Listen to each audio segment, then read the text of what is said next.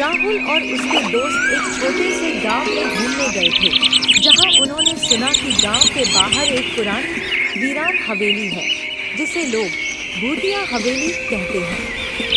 गांव के बुजुर्गों ने उन्हें वहां जाने से मना किया, लेकिन दोस्तों को रोमांच का शौक था।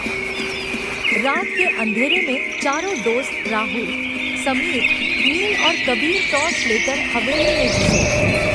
हवेली का दरवाजा चरमराते हुए खुला और अंदर घुप अंधेरा था। दीवारों पर जाले लगे थे, फर्श पर धूल की मोटी परत थी और हवा में अजीब सी गंध थी। जैसे ही वे अंदर बढ़े, अचानक दरवाजा अपने आप बंद हो गया। सभी चौंक गए। तभी ऊपर से किसी के पैरों की आहट आई। नील ने टॉर्च ऊपर घुमाई, पर वहां कोई नहीं था। तभी कबीर को ऐसा लगा जैसे किसी ने उसके कंधे पर हाथ रखा है। वह घबराकर चीख पड़ा।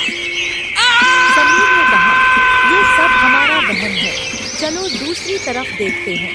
लेकिन तभी पास के कमरे से किसी के रोने की आवाज आई। राहुल ने हिम्मत जुटाकर दरवाजा खोला तो देखा एक धुंधली परछाई कोने में बैठी थी। कौन हो तुम? राहुल ने कांपती आवाज में पूछा। परछाई धीरे धीरे उनकी तरफ बढ़ने लगी। नील ने घबराकर टॉर्च फेंक दी और भागने लगा।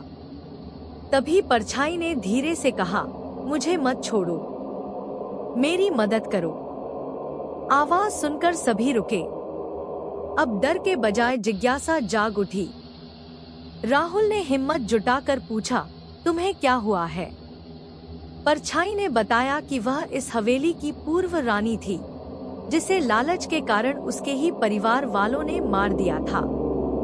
उसकी आत्मा वर्षों से इस हवेली में फंसी थी और मुक्ति चाहती थी। दोस्तों ने गांव के पुजारी से मदद ली और एक हवन कराया गया।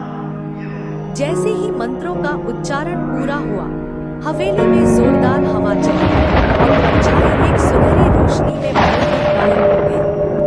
उस दिन के बाद हवेली फिर कभी